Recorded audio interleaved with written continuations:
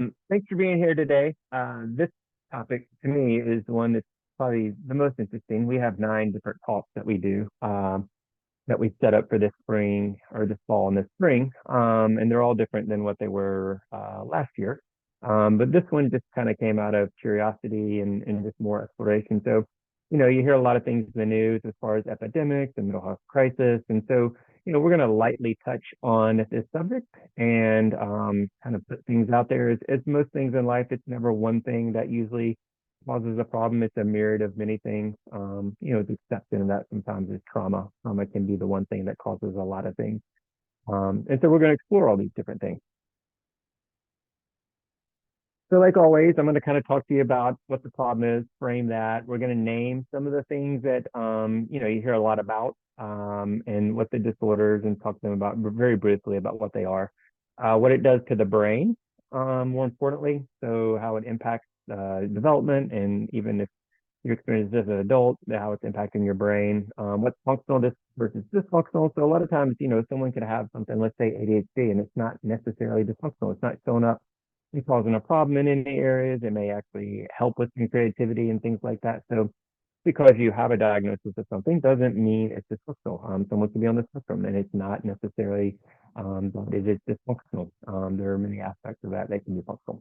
And then learn strategies to help. And then we'll share some resources at the end, also for anyone that's wanting to, pursue things for themselves or for their family.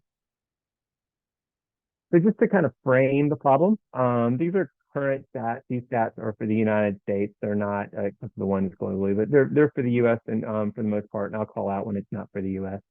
And these are the things that we have most recently. You hear a lot of things, statistics and things like that out in the media and wherever you get your media. So, these are based upon good studies, good white papers, good research. In analytics, it's not a sample size of 10 people and, 1.5 of them were adults that were feeling this mental disorder. It's a large sample size across many different cultural, ethnic, racial, and gender profiles. So when it says 15% of working adults have a mental disorder in 2019 globally, I mean, that's representative of all sorts of people. 21%, so like in the US, we lead things in a lot of ways, and this is not a good one, but 21% for us working adults here in America. COVID caused a 25 increase in that prevalence. So we saw, a pretty good rise on most things. Anxiety and depression were the ones that got talked about the most. But there was also a great deal of substance use that increased during COVID too. Some of that's gone back down, thankfully. It just hasn't returned to what it was before COVID. 13% of the 10 to 19-year-olds experience a mental disorder. So mental disorder is anything that if you came in and saw us and we gave you a diagnosis, that would be a mental disorder. It ranges from depression, anxiety, OCD, some of the things that we'll talk about today. Suicide is the fourth leading cause of death for 15 to 29-year-olds. The good news on, because I know if you saw certain things in the media over the last couple of months, it said that, the suicide rate has increased, which is true. It has increased. It's about 52,000 people last year in America took their life, death by suicide. The good news is that teenagers, that number actually declined. But it went up for some of the populations that we're going to highlight here in the next frame. But for teenagers, and no life all life is significant. So not to minimize anything, if that was that one, and someone in that life, and that's a huge loss, obviously. But just to frame things that we hear, which is what I'm trying to do, make it more global, that it did go down for teenagers. 22% of our students seriously consider attempting suicide. That's a really big number when you just think about how many kids are going to your school. If we've got any counselors or anything like that on the call, but it's certainly just parents. Like my children go to AK, and that school has over well over 3,000 students. So you just see the numbers on that. It's a really big number. It's a scary number. 42 of our students felt persistently sad. That doesn't mean depressed, but just feeling a state of flux, a flummox where they're feeling sad, feeling down, low mood, low energy, low motivation. It's higher. It's always higher in LGBTQ plus. 45% seriously considered suicide. They're a very vulnerable population. particularly if they are youth, just because of all the things that they're trying to figure out, the support systems that are there or not there. There's just a lot of factors that go into that. 60% of the teenage girls are experiencing persistent anxiety daily. Persistent means it's not just a fleeting moment and it goes away, but that it's showing up throughout the day and it's causing some level of dysfunction. That dysfunction could be making you think about something other than what you need to be thinking about and ruminating on that and then kind of sitting in that. 80% of the suicides are among men ages 45 to 54. So that number rose. It's predominantly white men in that age group that are the ones that are having death by suicide the most. So they accounted for the rise in the suicide rate. And then women are twice as likely to have depression than men are, and women are also more likely to attempt suicide. Men are just typically, unfortunately, more lethal and leads to those outcomes. So just to put things in numbers, and this is good data, and there's a lot to look at. I'll go through it very quickly and explain it. But 19% of the population, the United States population, experiences anxiety. If you look at that in 2008, 2018, it went at it was at 5.2, then it went 6.68. Not a huge rise, and then it shot up. And basically 4 years, because these numbers are from 2022 in those studies, it shot up tremendously, almost 12 to 13% in that short amount of time. Now, some of that is due to COVID, like we were talking about, but still that number was rising prior to COVID, unfortunately, and we're still seeing that number pretty high. Preston, it's kind of more in line with what you think. It's 6.6 back in 2005, 7.3 in 2015, and then 8.3 in currently in 2022. So it's still rising, unfortunately, but it didn't shoot up the way anxiety did. And just for reference, SSRIs are prescribed in North Carolina. They increased 35% in 6 years. So more people are coming into their doctors, the general doctors, and just saying, I'm feeling down. They're doing a better job of doing screening. And so, they're using SSRIs as, a frontline medication to help combat some of the things, some of the low mood. Just sidebar, and it is a plug. But, medication with therapy has the best outcomes rather than medication alone. But so, that's something to bear in mind. ADHD gets talked about a lot. The inattention that a lot of people were feeling and experiencing, particularly during the pandemic when they were having trouble getting their brain to focus. We've got a whole nother talk on distraction, not ADHD per se, but just the rise in attention and distraction. But 7.2, so 23 million people got prescribed Adderall. And Adderall is prescribed 41.4 million times. So that doesn't mean that it got prescribed one time. It just means that it was prescribed 41.4 million times. And last year, Adderall was in a shortage. So 7.2 in the ADHD, it's for frame of reference for the kids. It is growing. It's a little bit higher, and it's even higher in the southern states for whatever reason. And that's one of those facts that we put in that talk about distraction. PTSD, post-traumatic stress disorder, 3.6, 2.8 for bipolar, 1.4 for borderline personality disorder. That's a personality disorder where you have a lot of push and pull, like you want to have intimacy, but it's very uncomfortable, and so you push it away, but then you want to pull it back. And sometimes you'll see some self-harm behaviors with that. OCD, obsessive compulsive disorder, only 1.2, which may so surprise to people. So just because you have tendencies doesn't mean you have OCD. Less than 1% for schizophrenia and 0.5% for narcissism. So the reason why I put that in there is because a lot of times, we'll have parents, caregivers come in, and one of the other parents is maybe labeled a narcissist. And so, that number is really, really low. Most of the time, narcissism develops out of trauma, and it becomes a defense mechanism to kind of control. And so the root system is based in trauma rather than someone just being a tyrant. That's the behavior you see outside of the root system. But so just to a frame of reference, 0.5% is narcissism in the United States population. So some of those numbers may fall right in line with what you thought. Some, you may see reported much higher. This is good data, good research. So these are the most current numbers that we have right now. And then 4 will come along and we'll get the 23 numbers to see what they do. So the impacts, obviously all this stuff, when we're experiencing this stuff, has tremendous impacts. Obviously it impacts our health, some some of the things that we experience can impact our serotonin. Most of our serotonin lies in our gut.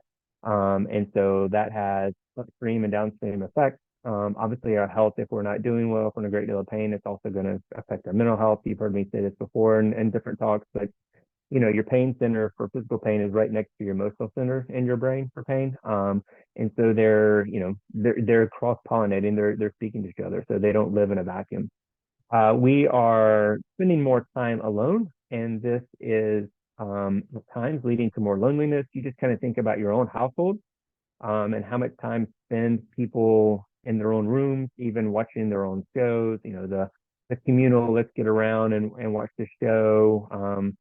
Most households have a TV in every room, at least every bedroom and living room and things like that. So, people are just kind of doing their own thing. And by proxy, COVID allowed a lot of that to occur. And some people have not recovered from it, others have. We're just, we're spending a lot more time alone, and sometimes that leads to loneliness. And as I've said before, we're social creatures. We always have been. This phenomenon is fairly new in the evolution of humans. However long do you believe that has been? And so there can be disruption and dissonance when that occurs. Our resiliency is something we're starting to see more in our youth and our young adults, these different generations. And some of that is just the ability to do things that are hard, which factors into motivation. So you have less motivation. You want quicker outcomes. And so some of that resiliency is being impacted in that we're not putting ourselves into some stressful states, not overwhelming states, but stressful states. We are also disassociating, and I don't mean disassociate like having an out-of-body experience. I just think we're moving away sometimes from things that are more difficult or more challenging. And that can lead to some pretty bad outcomes. It means we'll go for more the low-hanging fruit, maybe things that give us a little bit more shine, a little bit more accomplishment. And so we're doing that at the cost of not doing things that are maybe a little bit out of our reach. We're doing things that are well within our reach. And so people, in some instances, are just not putting themselves in these spots to do harder things. So therefore, we're not getting attainment. We're not getting the bump that we get when we accomplish things. The brain knows, and when you do something and you get it and it wasn't that hard, is a very different neurological impact and biological impact when you do something that's hard versus if you do something that's not hard at all. And so all these things kind of combine together, and in some instances that means we're contributing less, we're around each other less, we're doing less social things, so we're giving less contributions, so you're getting less impact from other people saying, hey, good job, appreciate it, thanks for your help. And a lot of this is also leading to discontent. So, boredom is a bad word now. We're not allowed to be bored. And so we have to be, we're going to talk about here in a minute, some of the things that contribute to this, but we're occupying our time most of the time with many things. And sometimes those things aren't good things, and they're not things that are leading to resilience. They increase the loneliness. They may decrease our motivation, our ability to attain things and contribute to, society as a whole. So these are the things that, on a big scope get a lot of attention. We're going to talk about all of them in detail. The phone gets blamed for a lot of things. We're going to kind of show you, just you decide for yourself what you think. Coddling gets blamed for a lot of things that, this generation we hear a lot of times, and I think you've always heard that. Back in my generation, blah, blah, blah.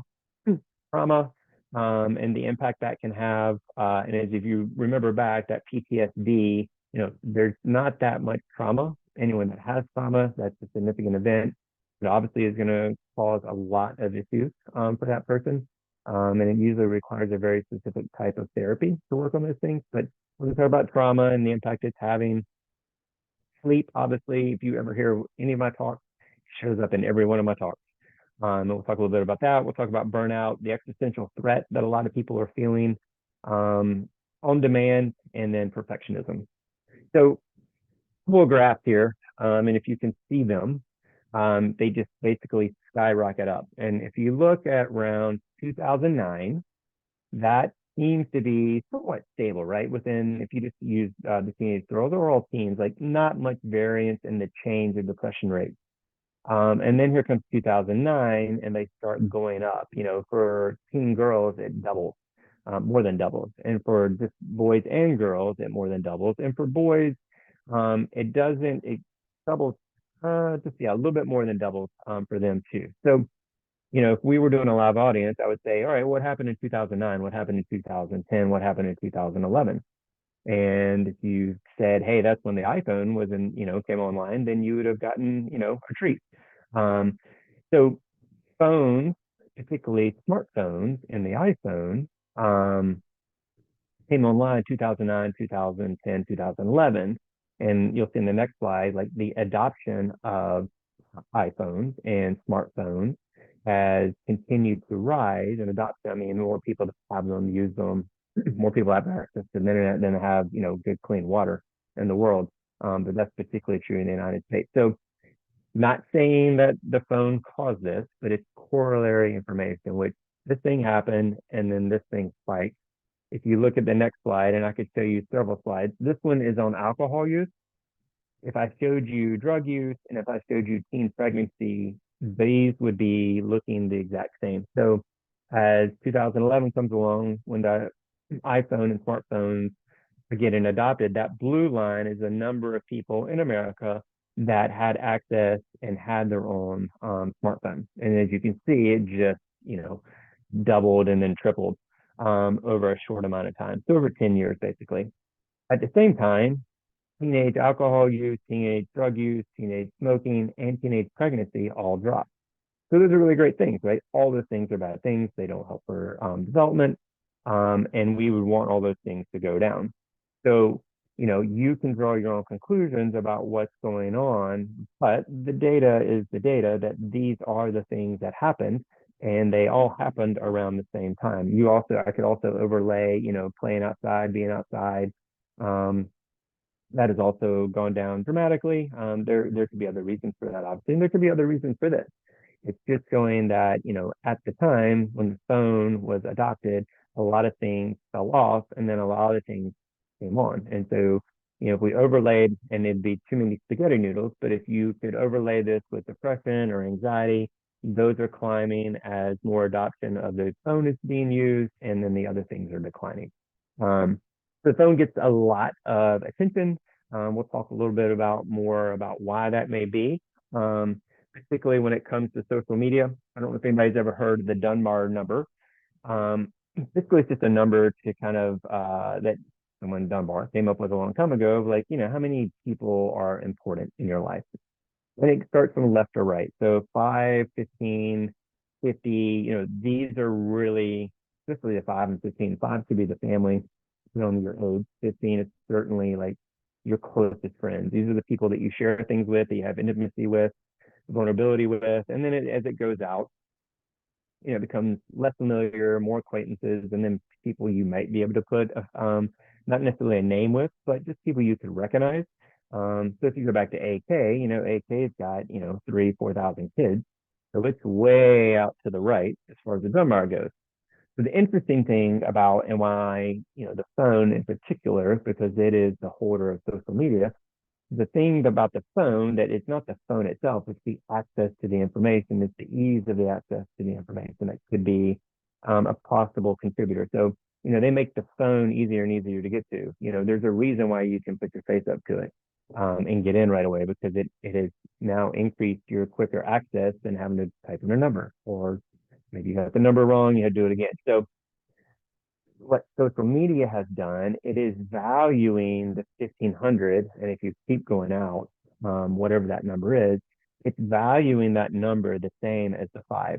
So it's weighting the same importance on that 1500 as it does the 5. So as a thought experiment, you're like, who do you really want to share important information with, and who does it matter if someone says, hey, good job, I'm really proud of you, I care about you, I love you.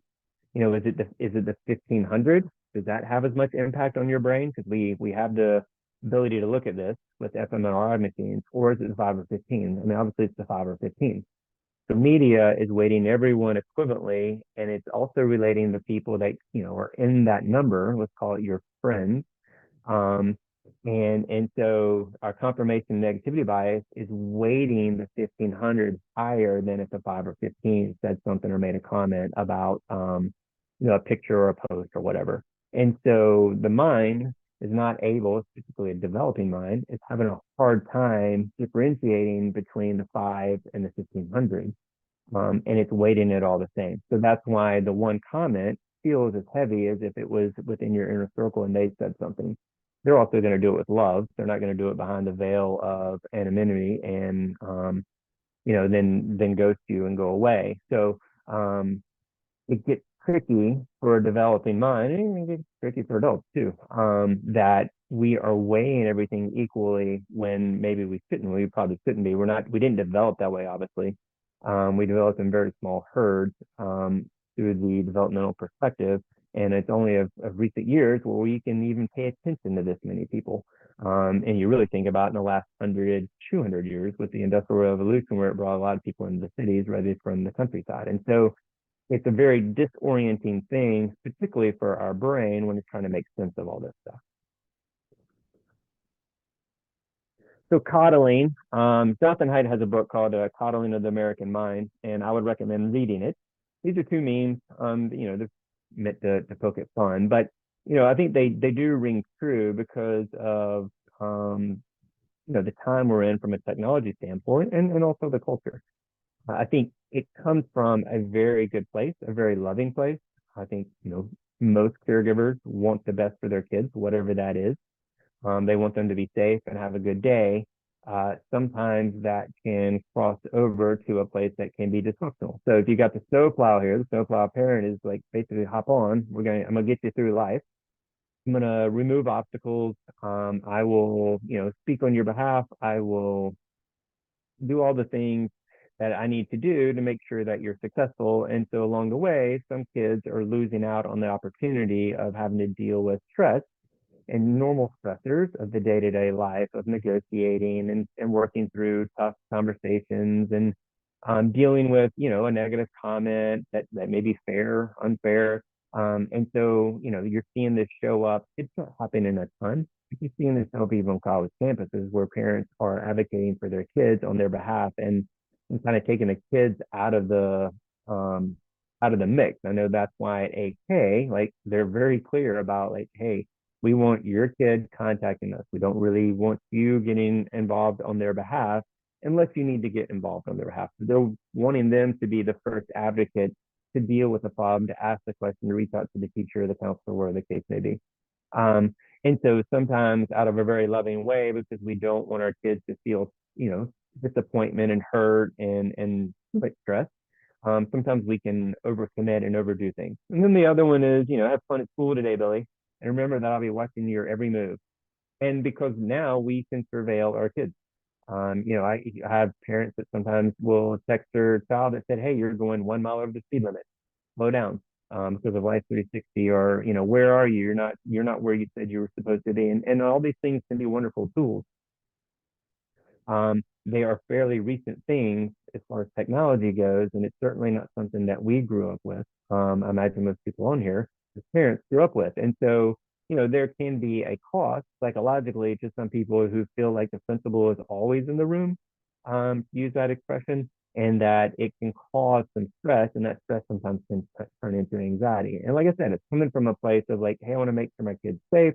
Where are they now? The idea of the white van driving around and picking up kids, believe it or not, kids are safer today than they were then. And even though it doesn't feel that way, the statistics bear that out. Particularly when you bore it down into the geographical locations that you live in, particularly in this area. And so that sometimes can cause some of those psychological issues for people that are growing up in that environment who feel like they're being surveilled all the time. And then that can turn into, not wanting to make a mistake. And we'll talk about here in a minute what that can turn into. Trauma, just to put it into frame, because you hear a lot of like, micro trauma, microaggression, you hear a lot of these things out in the world. And very important that we inform people with the right information so that they create the right narrative about the experience that they had, because emotion is going to show up first and it's going to send a signal very quickly, quicker. I mean, then a second, it's nanoseconds, this stuff happens. And we have to be able to kind of examine that feeling to say, how are we going to associate with that? And rather than just accept that it's a feeling and that I should feel the way I feel and you've decided that was a traumatic experience when indeed it wasn't. Because trauma is truly, a circumstance resulting in physical harm, emotional harm, and or life-threatening harm. And so it's got to be a high level. Someone saying something about you is not traumatic. If they continue to do it, or if it's a bully, then that could be traumatic. But someone saying that was a microaggression towards you, and then you're saying you've been traumatized when, the body didn't really experience that, but you've now informed it that when that happens, that's the cue that you're looking for, that you mean, and it becomes a habit loop. Sometimes that can be destructive. Stress is things that we experience every day. It's these aches, pains, heart racing, trouble sleeping, high blood pressure, muscle tension, digestive problems, weak immune system. That's if we continue to experience it. Some of those things we're going to experience depending on the event. Like me talking now, my heart rate is probably higher than if I was what I was just doing before this. And I need to be able to say, like, well, that's normal, given what I'm doing, and it doesn't mean it's dysfunctional stress. It just means it's stress, drawing my attention to the problem so I can focus on it and hopefully execute. Acute stress is what is developed out of trauma. So these are the things that start showing up. It could be nightmares. It could be reliving the symptoms. It could be reliving the experience. It could be high acuity to all these things, sensitivity, pulling away. And so that's what shows up in the first 6 months if you've had a traumatic experience. And then after 6 months, if it doesn't go away, that's when it's called post-traumatic stress. Now, there are some people that never experience this post because of the situations they're in. They could be in a really bad relationship, a really bad household. They could be, parts of the world that are experiencing things right now. I mean, there is no post because you're still experiencing the traumatic events. And so post-acute stress is all that you're experiencing on a daily basis.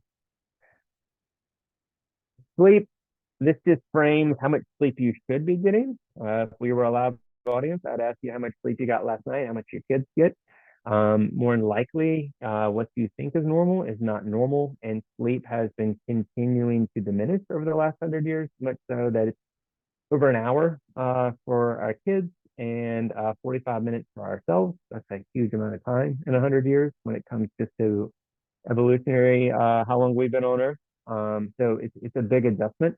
Part of it is we got these lights above us, and the invention of light and technology and all these things. We feel like we have more to do, and sometimes there is more to do. So we're not going to bed when it gets dark. We're staying up later and sometimes getting up sooner than we should.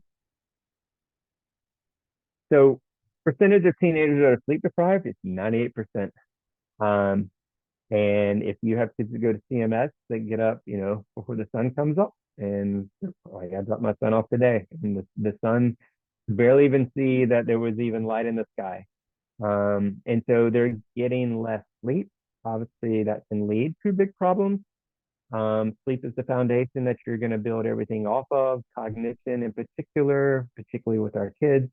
You're going to you got to go to bed when you're supposed to go to bed. You get a 30-minute window on either side. So if it's 10 o'clock, and you go between 9:30 and 10:30. If you don't, the brain doesn't get an opportunity to flush out all the cellular waste because it doesn't get triggered to do that on time. So you're walking around with more cellular waste from the day before and whatever you're going to create today. Anything that you learn that is novel will not be stored correctly. So it'll be harder to retrieve the next day.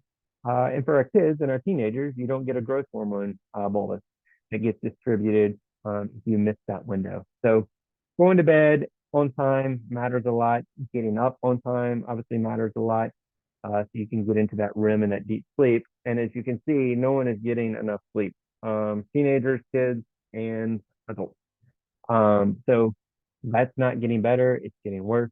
And so this could be a contributor along with these other things, to a lot of things that we're seeing that are on the rise when it comes to depression and anxiety. So really cool studies when they're just able to get people to get better sleep, they start seeing improvements on their depression and their anxiety just with that one variable. Just messing with that one variable has had the same impact, if not better, than even taking medicine. And this is a slow process, right? This is hey, we're going to modulate this over time because it takes time for the body clock to adjust, but it will. As long as you don't do things to disrupt it, as long as you don't take cold showers at night, as long as you don't drink caffeine 10 hours before bed, typically, long as you're not exposing yourself to, bright light overhead and blue light from your screens 2 hours before bed, all these things, as long as you're not watching horror movies, if you're prone to being skittish, um, all those things help to get better sleep. Remember, if you have a question, you can just throw it in the chat there. The burnout is also on the rise. You kind of got all these things on the rise. You got burnout on the rise. You got what we're going to talk about here in a minute, perfectionism on the rise. You got anxiety, depression.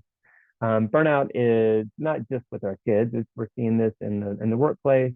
You're hearing this a lot. So things that contribute to burnout.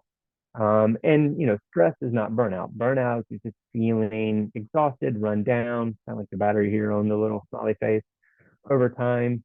Typically, if you remove yourself from that activity, and that activity could be all the work or just an aspect of a project, and you usually return back to a normal baseline. But if you keep experiencing over and over, that can lead to longer term problems, sometimes just compassion fatigue, and that's just losing, that have to be compassion, like helping people to just be losing the ability to be compassionate and empathize with others, and losing your interest in your activities that you used to like to have. So, but things that contribute to this are if we got too many family and friend issues going on, a lot of people feel like they're doing a lot of things at once. Most people think they're pretty good at multitasking, and the truth is no one is. You can't parallel task. Parallel task is doing two tasks that demand kind of equal focus. Um, cooking dinner while you're doing your kids' homework, depending on what you're cooking. If you're needing something to and you need to attend to it, it's going to be hard to do that and also help kids with whatever they're learning now, because what they're learning now has changed a little bit since we learned it. So other issues you're dealing with, obviously compounds the issues, dilemmas, or having to make hard choices. Life is usually around this, particularly for our young people, also experience this. Like, what should I do? I don't know what to do. There's not a great choice. Do I hang out with this group or that group? Do I take this class or that class? Having that no end in sight, that goes back to that duration pathway outcome. So duration is how long is this going to take? Pathway is what do I need to do to achieve it? And the outcome is what are you trying to get? The example we always use is the flight. Like, this is how long you're going to be on the plane. This is where we're going. This is why the captain tells you, hey, we're making a slight change. It's going to be a little bit longer. We're going to, go down here because there's a storm there. The outcome is that you land the plane safely. But when you feel there's no end in sight, then you start losing your ability to continue with the effort. So that's what's great about school. You know how long each class is. A lot of times the teachers are going to tell you what you're doing that day, the breakdown on that. You know how long school is. It's 180 days. You know what the outcome is. Hopefully you graduate or you get promoted, whatever the case may be. So um, our brain psychologically needs that duration pathway outcome. And if you don't have that, it is very psychological disorienting. Not having enough breaks for people, a lot of times people just keep driving. The thing about dopamine, which is the thing that pushes you into action, and adrenaline is the thing that allows you to stay focused, is you get about 90 minutes of that when you're doing high focused work. So learning about something novel, doing something novel, not just responding to emails or following up with phone calls and things like that, but actually doing things that take good effort, good cognitive effort, you get about 90 minutes. And after 90 minutes, you are going to fall off a cliff, and your ability to get that work done over time gets diminished and diminished and diminished. So if you don't have enough breaks or don't have the discipline to take enough breaks, then that also can lead to burnout. Unreasonable time pressure. So, a lot of our kids have a lot of homework, and sometimes they are staying up late because they've also had after school activities or clubs or sports or tutoring or whatever. And so those time pressures of, now I've got 3 hours of homework, and, kind of goes back to that dilemma. What should I do? Should I value sleep? Should I value getting it turned in? How much is it worth? It's not worth that much. It's worth a lot. So kind of going through that prioritization is really hard. And so having those time pressures sometimes feels unrelenting. And that goes back to that no end in sight. Lack of understanding from authority figures, like people just saying, well, you just got to get it done. Yeah, it's supposed to be hard. Have some grit, just figure it out. You can do it. All these kind of things. Cruel optimism. Like, well, this is what you need to do. You just need to be more organized through this. Like, it's rarely just one thing. It's usually a couple of things that need to happen, or maybe a lot of things that need to happen. But having that lack of understanding from those authority figures, which could be a coach, it could be a teacher, it could be a parent, caregiver, a therapist. Poor communication support from people you count on. So this is also like shows up in the workplace too. It's not just with our students, but not having clear communication about what you're supposed to be doing from your superiors, not feeling like you have people you can count, whether that's real or not. The feeling tells you that it's not true. Lack of clarification what you're supposed to do.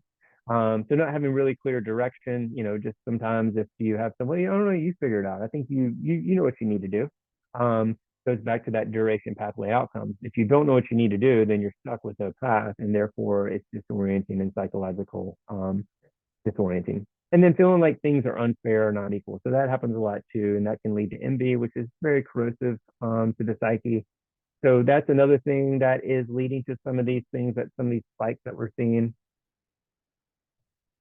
And then we've got existential threats. So, like right now, depending on what part of the world you're living in, as you're watching this on the 17th of October, 2023, like some people are living in a haunted house syndrome in certain parts of the world. And that all that is at any moment in time, something scary could happen. You just don't know when it is. So your stress level and your response level have to be heightened for very good reason.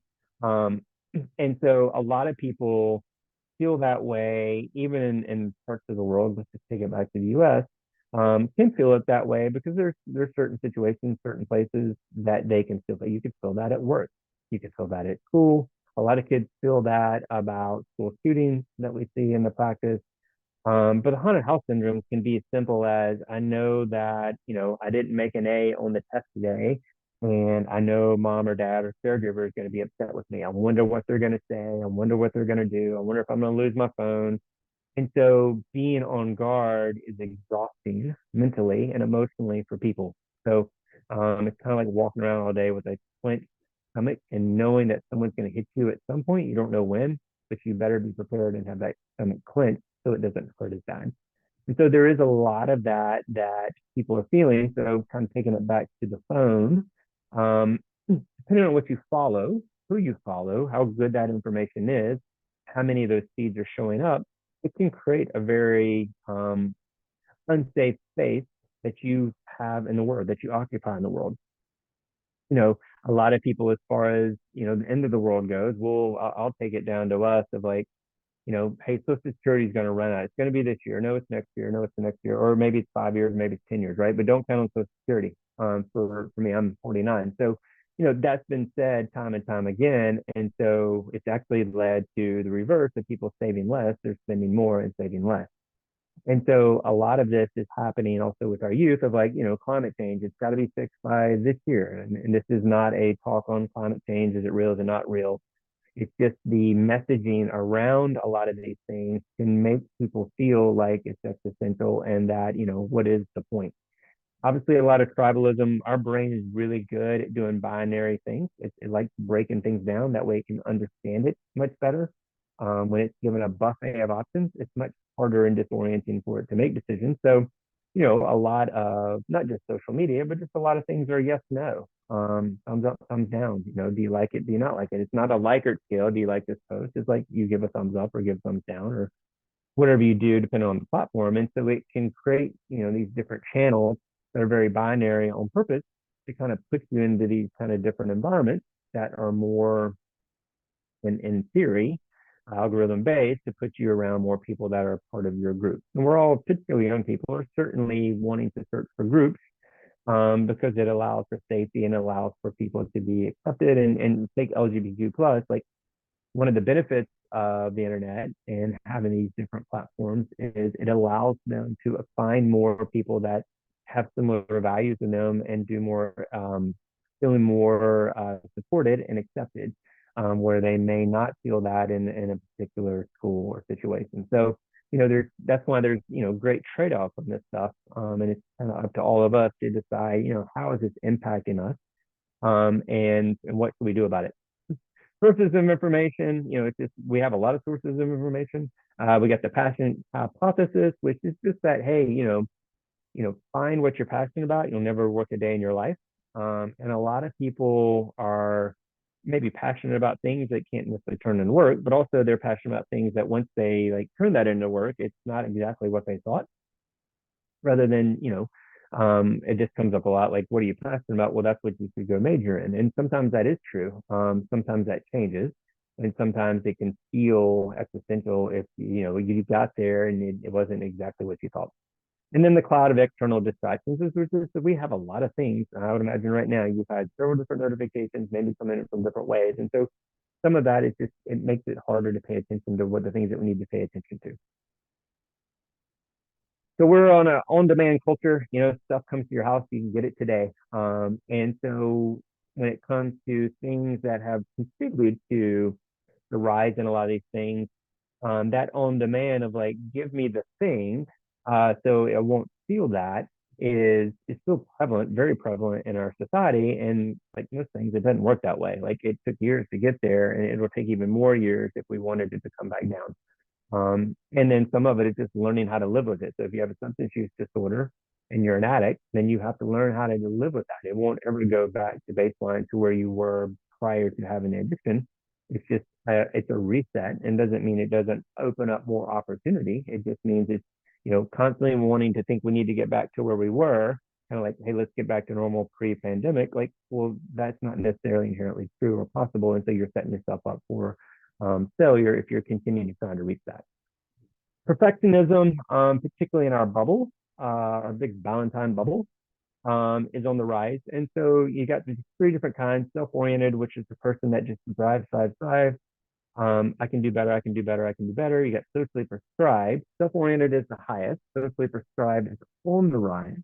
Socially prescribed is, and I need, or you need to take, high level classes. You need to make A's in high level classes. You need to score this. You need to get tutoring for that, or you need to be in this many clubs. And like, you need to catch up to where everyone is, and then the goalpost continues to get moved. And so if it's socially prescribed, that means the environment is saying do more, do more, do more, versus a self-oriented person saying I need to do more, I need to do more. And the other oriented is just the person who is saying you need to do more. It could be a caregiver, it could be a teacher, it could be a coach, but they're saying you need to do more. You like, that wasn't good enough. Yeah, we won the game, and we won the game by 10 goals, but take USA Soccer last night. They won 4-0. What we missed on three? We should have had three of those that were on goals, should have been goals. And so that's coming from I'm not saying the coach said that, but that's coming from a person that is prescribing that to them and saying, hey, this is what it needs to be. So you see this a lot with us. Emotional temperature. If you let that emotional temperature get away from you, you're now putting yourself in a compromised state. So a lot of these things that we just talked about are things that will impact your emotional temperature. And so if you let it rise, your ability, your prefrontal cortex is compromised, and you can no longer problem solve the way that you were before you were calmer. And you also create a loop where you're more likely to respond that way next time you experience that irritant. And so you want to keep that emotional temperature down so you can stay in charge. The only time you would want it up is if you're truly under attack. So what happens if we don't manage those things and we just kind of walk through life and not really realize the emotional states that are running underneath us and that are making decisions for us? The byproduct is these different chemicals, these neurochemicals and hormones are impacted. And what they're doing is they're encasing and shaping the roads, our neural pathways that are being developed. And so it puts us on a bad root system.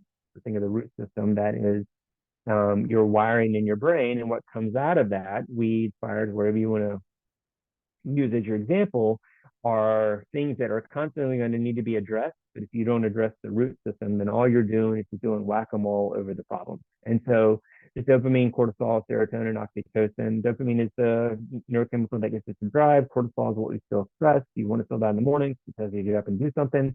You don't want to feel at a high level throughout the day. Serotonin is that feeling of satisfaction in the moment, present. And then oxytocin is what we get when we are interacting in our social circles and we're getting a good vibe or maybe even praise for those things. So, a lot of times we're doing things to compromise these neurochemicals working correctly, and it puts us on a bad path, and it's building a bad root system. So a lot of the things we talked about as potential contributors are things you should think about, that if you're seeing within your family or within yourself or your community, how are those things maybe impacting that root system?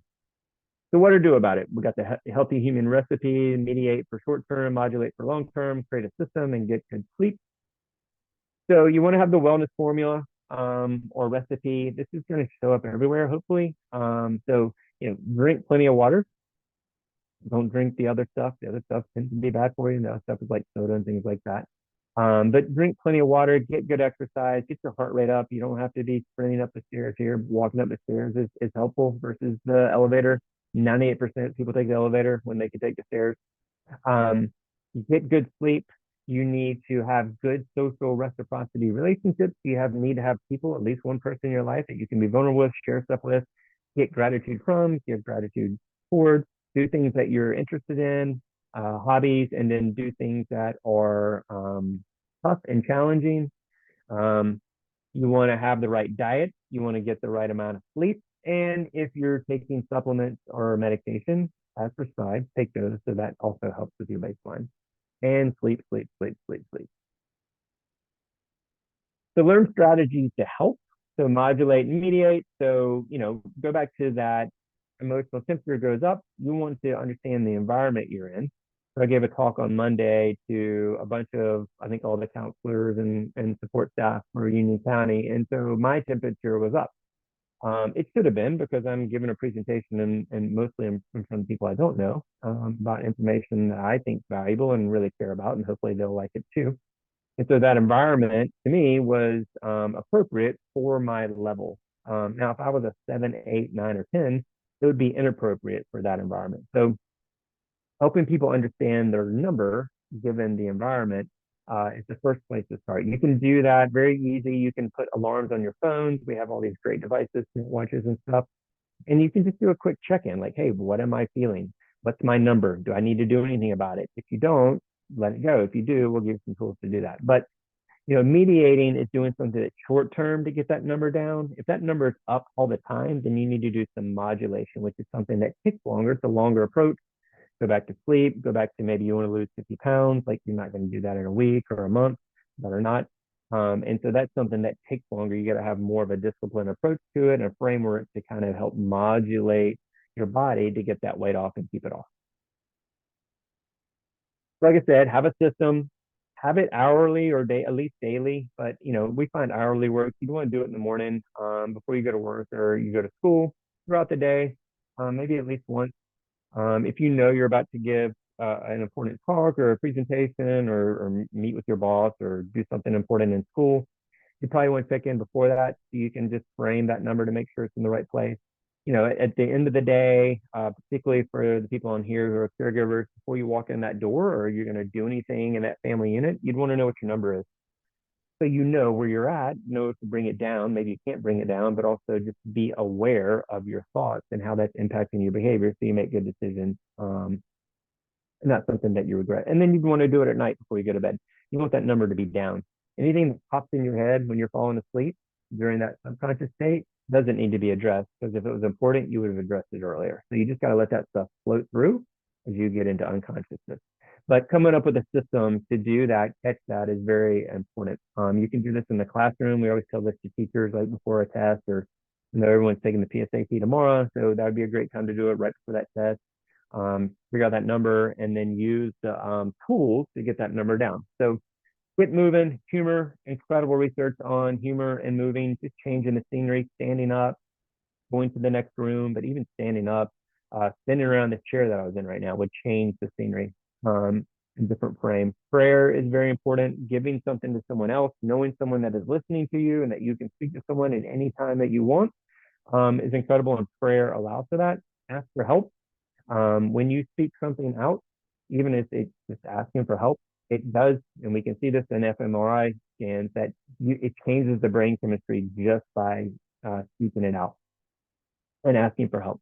All the breathing techniques, anything that focuses on breath is a breathing technique. So if I said breathe in 3 seconds, breathe out 3 seconds, that takes your mind to where it was, whatever that stress state was, the stress thing you were thinking about, and now puts it into your breath. Anytime I ask you to breathe, see that breath go in, count 3 seconds, you're now focused on something different than you were. The best one that we always have you do is the double breath, which is a deep breath in, another breath in, both through the nose, out through the mouth. You go. That will turn off your sympathetic nervous system, which has been activated because it's sensing a threat, what you would feel in a worry state or an anxious state or a high stress state.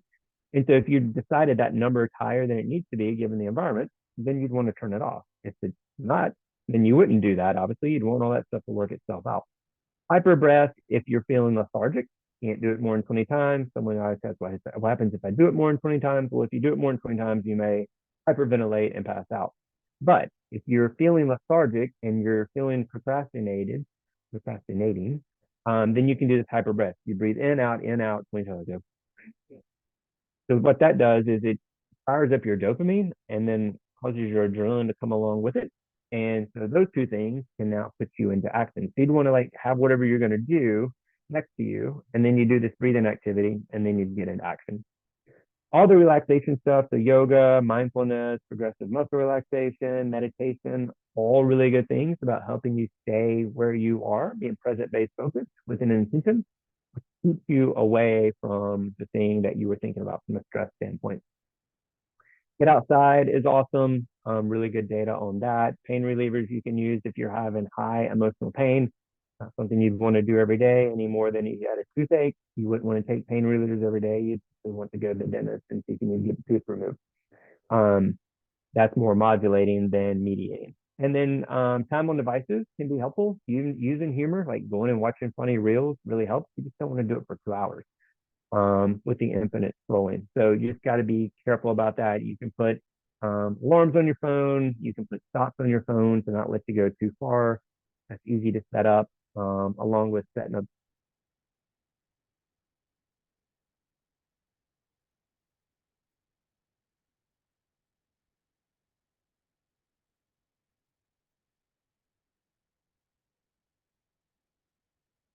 So obviously get good sleep. Get sun in the morning and in the evening. Not to get too nerdy, but it kicks off your circadian rhythm. So it kicks off your DSC collecting throughout the day.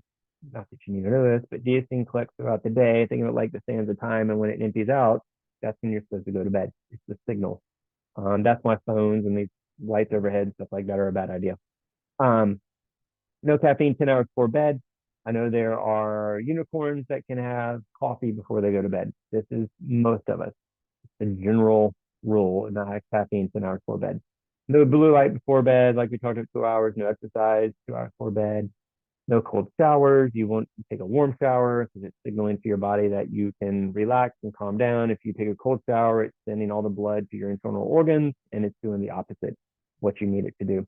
Limit melatonin. Melatonin is a supplement. It is not regulated by FDA, so you don't always know what you're getting. And it's not, it's more of a mediate rather than a modulate. If your body has natural melatonin receptors, you just have to train it to do it over time by getting sun and limiting your exposure to these things. If you can, now it's perfect time of the year. But getting that temperature down allows that body to get into hibernation mode, just like the bear, and then trying to get 8 hours of a night. If you can't get eight, try to get as close as you can to it. So we do have two books. If you've never downloaded them before, if you download, it's just ask for your email. We don't do anything with your email other than put you on the newsletter. So those are free. One's about anxiety, one's about stress, some of the stuff that we've talked about today and talked about before. We do have, like I mentioned, we have 9 talks that we can offer. So if anyone that's listening would like us to come out to your school or your church, we go out to businesses, we go out to leadership groups, civic groups. We'll go pretty much anywhere that you would like us to come, free of charge, and talk about all these different things. And this one is a popular one. The anxiety is a popular one. The technology one is a popular one. And it goes into more detail. This was high level stuff on what may be contributing. It's up for you to kind of decide. You can email Kelly there at that email address if you're interested in us talking more to your group. And we'd love to do that.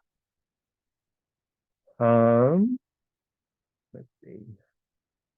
And I promise, if you're needing help, if you're on this today or you are listening, we fully understand that sometimes we're not the right fit. And we try to do a good job of making sure we're the right fit. I'd usually screen all the calls just to make sure we're the right fit. Sometimes it's what you need. Sometimes it's time of day you need. Sometimes it's the insurance that you have that makes this not the right fit. So psychologytoday.com is a great resource. If you're trying to find somebody in your area, you just put in your zip code. Once you get to that next page, it's going to have a whole bunch of faces, and then you put in some filters of like what your insurance is, you're like a male or female, the age of the person that you want to be seen, this kind of stuff you want to work on. So they'll limit all that out and give you a list of people that you can reach out to, call or email, and hopefully get symptoms. NAMI, National Alliance of Mental Illness, is an organization that you can join. So if that's something you're struggling with or someone in your family, they're a great resource to give you more information about what's going on. Sometimes they have groups and things like that. Al-Anon and Nar-Anon are nonprofit groups that work with providers, or not providers, caregivers and family members that are experiencing addiction and a family member. So just more support. Those are free. There's depression support groups. There's anxiety support groups. There's grief support groups. There's a mental health first aid class through Atrium. I think it's 8 hours. It's also free. I've done that for other groups too, and I've been able to do it over 2 hours with two different groups doing that first aid stuff. And then the suicide prevention hotline 988. I know they're trying to work on text format for that too. And then examine.com for any of you that take supplements. It's a great website that you can go in and put in the supplement that you want to take, and it'll give you all the white paper research on that supplement. That's good white paper research, and help you see the benefits, pros, and cons of taking it or not taking that supplement. So there's a lot of supplements out there that show really good evidence that they are helpful. You'd always want to consult your doctor first to make sure there's no drug interactions or that it's healthy. And you'd also want to make sure that it's a high level third party tested supplement, and to make sure that you are indeed taking what you're taking, that it's not like olive oil nowadays where it says it's 100% and when you study it, it's really not 100%. That was kind of my comment about melatonin. So I think we're done, but I'll have to answer any questions. If you want to unmute, you can as well. Let me bring the comments over. Oh, can you bring the barcode yet? Sorry. Do naps help if a teen can't get 8 hours of sleep a night? So the the answer is yes and no. There's a thing called sleep inertia. So it depends on how long the nap is. Some kids can get away with an hour or two, especially our teenagers, because they wake up so early. If they go to CMS in particular, they come home, they're kind of exhausted. So it really boils down to, is it impacting their ability to get back to sleep and get that large chunk of sleep at night? If they're developing sleep inertia, which means they've now crossed over into that place where the body got the signal that we are sleeping and that everything comes online that it's supposed to do when you are sleeping, that is not good, because then it's disrupted to that sleep cycle and it's not getting through all those modes that it needs to get to. So it confuses it. What you can tell from sleep inertia is they wake up, they're groggy, they may have a headache, they're not coherent. And so that means they've slept too long. And so, you could play around with that, generally starting at 20 minutes, and go from there and just see how they're adapting. So that's why it's a yes or no when it comes to naps. Naps can be great for some people and they can be destructive for others and really disruptive. Trent, I have a question. My name is Jacqueline Strickland. Going back to the existential threat, do you have any suggestions for kids that are sometimes undocumented, experience stress due to deportation? Any special tips?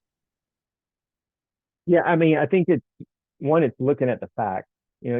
Our anxiety talks about worry and anxiety, and worry is real consequential things. Like, you could take anything that they're identifying and say, well, how does that relate to you? What can be done about it now? What do we know about it that says that this is a problem? It could be a worry, and so may be actionable when it comes to that haunted house syndrome, or even the things in the world. Like, you'll hear like, AI is going to take over all the jobs. And so if someone was like, hey, I'm going to be a science engineer, and they're like, no, that's not going to be around in 10 years. Like, that may feel existential for that person. And it takes a little bit more exploration to say, well, is that true? Is that hyperbole? Where are you getting that information? Where are you learning about dissenting information to say, That's not a perspective that everyone holds. That perspective of a group, and may be true, but you also need to take other variables into account. So it takes a good bit of, it goes back to get that emotional number temperature down so they can process information, answer questions, do some reflection on self. This would be true of an adult just as much as a kid or a teenager. So then you can get into that inquiry type of thinking, to explore like how much of a problem is it right now. Because existential feels like it's the end of the world. It's meant to feel that way, but that's the part of our brain that goes off that says, "Hey, there's a bear chasing me, or there's a tornado, or whatever the case may be. There's a car coming in my lane." Um, that's going to be there, forever be there. Sometimes that road is being accessed in the brain when it shouldn't be. And so to get that temperature down allows you to kind of do that inquiry thinking to say, hey, you got a point, or there is a point, but there's also some disseminating points too. Thank you. Appreciate that. Sure. Any other questions? I have one. You mentioned that PTSD isn't as prevalent as sometimes we think. I think the teens sometimes they get like the message that everything is traumatizing. They've been traumatized. Is there danger in them thinking that? Like, do we need to pull them back and say, no, that actually wasn't real trauma. That was, I don't know, stress or whatever. So the short answer is yes, as long as it's not real trauma. Like that goes back to the worry, anxiety. Like you've got to clear up that trauma is not the root system. And then you use the definitions that I gave of what trauma is. And it should be something that it's like reverberates. Trauma is a psychological scar on the brain that you do not heal from. And if I can just boil it down, which means that whatever occurred, it will be with you forever, and it is altered the way your brain would be developed. It doesn't mean it has to be, a trajectory that will change your outcomes or success or anything like that. It just means that it is now something that is in play, particularly for young people developmentally, but also, people that have a fully formed brain. So you got to make sure it's not that, because then you're kind of gaslighting someone that has trauma and telling them it's not trauma. If you can rule it out and know that it's not, then yeah, it is destructive. If you're telling yourself it is something when it's not inherently true, but now your cognition is informing your emotional state to make your more emotional state more reflective of your cognitive state, and that didn't occur, then you have to use different language. Like, yeah, that was rough, that was tough, that was scary, stressful. So you replace trauma with the word that is more appropriate given the situation. Because then they're now on this route of this is me, this is what I am, this is what I had, and it can become part of their identity. And so we don't want that root system to take place if indeed it truly didn't occur. Thank you. That's helpful. I think all that's true. Like the beauty, I mean, part of the reason some of this stuff is on the increase, if part of it is like our communication about it, our messaging about it. It's talked about more. You see mental health, matters. And I mean, it's like there's incredible things. And people are asking more for help. But sometimes people are associating to something incorrectly. And so we want to make sure that they're associating to the term correctly, so it's reflective of what's truly occurring within them. And not that it has to be a badge that they can use to have an identity or even to move away from things that they need to move forward. So that's the challenge. I know that's the challenge as caregivers, of like, what is this, or are we calling it the right thing, and how do I challenge it, in a loving way to say, I don't know if that's completely true. Let's figure it out. Any other questions before we hop off? I appreciate y'all being here. You'll get a copy of this. And for anyone that's on or listening to the recording, if you have questions, you can just email me. go to the website and you'll get it. I get the email. My email is the one attached to the main page. So, and just be on the lookout. We do these every 4 to 6 weeks. So we'll have another one in November coming up. And so hope to see you there. Y'all have a great day. Get outside, enjoy the weather. Bye. Thanks. You're welcome.